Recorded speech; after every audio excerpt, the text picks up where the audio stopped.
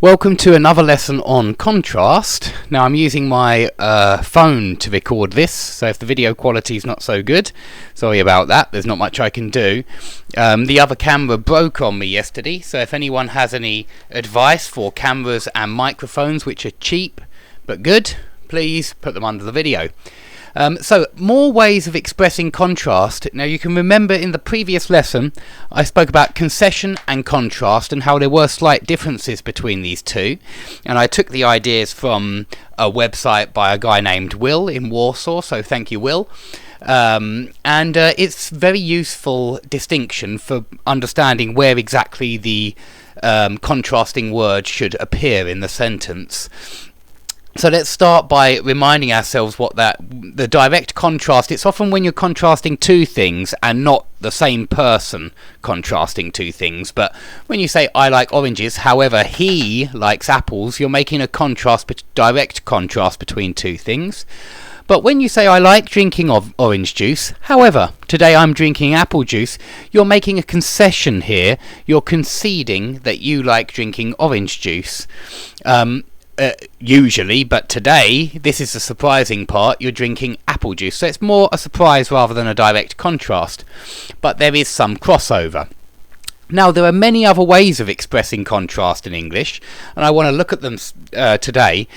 You could, for example, instead of using this sentence, you could rephrase it and say, much as I like drinking orange juice, today I'm drinking apple juice.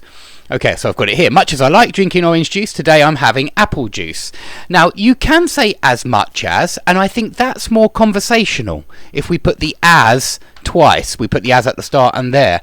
However, it's very common, and it sounds very formal, to just say, much as I like drinking orange juice, today I'm having apple juice. So you can start with much if you want. You don't have to add the as, and you're still you're making a concession. You're contrasting these two parts. I like drinking orange juice, and today I'm having apple juice.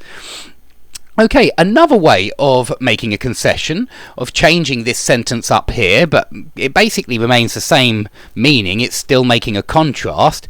Instead of using much as, which we'll come back to in number 4, you can also say no matter. No matter how much, no matter how much I like drinking orange juice, today I'm having apple juice.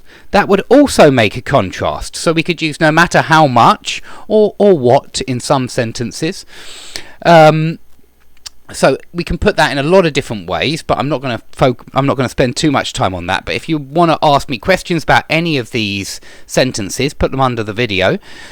Number 3, you could also say however much instead of no matter how much. However much I like drinking orange juice, today I'm having apple juice. So these are still good ways of making a contrast, and perhaps it's something that's worth remembering for writing exams, that there are many, many different ways of making contrasts, and some of them use some interesting grammar. Now let's come back to the as. We can say as adjective as, and then the subject. For example, so we need an adjective in this, and this sentence doesn't really have any adjectives, apart from, well, orange juice, perhaps orange, but I changed it a little bit so that I could give you a good example. And I've put, as tasty as orange juice is, today I'm having apple juice.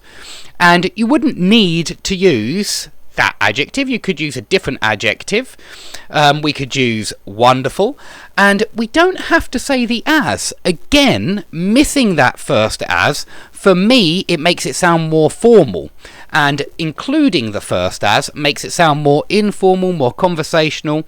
And though, to me, it sounds a little bit more formal. So this one sounds really quite formal. Wonderful though orange juice is, today I'm having apple juice.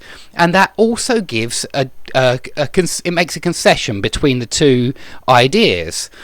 It makes a contrast between these two ideas. And just to give you a different example, we could say, interesting though the book was. And by the way, with these two ases, if you're going to use two, obviously it's got to be as. You can't say though, interesting though, and you can't say as interesting though. It's got to be as, or though.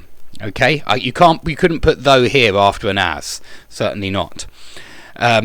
Okay, so interesting though the book was, I went to bed, and this is just exactly the same as our old friend although from the first lesson. It's exactly the same. We can say although the book was interesting, I went to bed, or we could say interesting though the book was, I went to bed. And I like this number 4 because it's a good example of inversion again. The book was interesting. Interesting was the book, yeah? Interesting though the book was. You're inverting the interesting. You're putting it right at the start instead of at the end.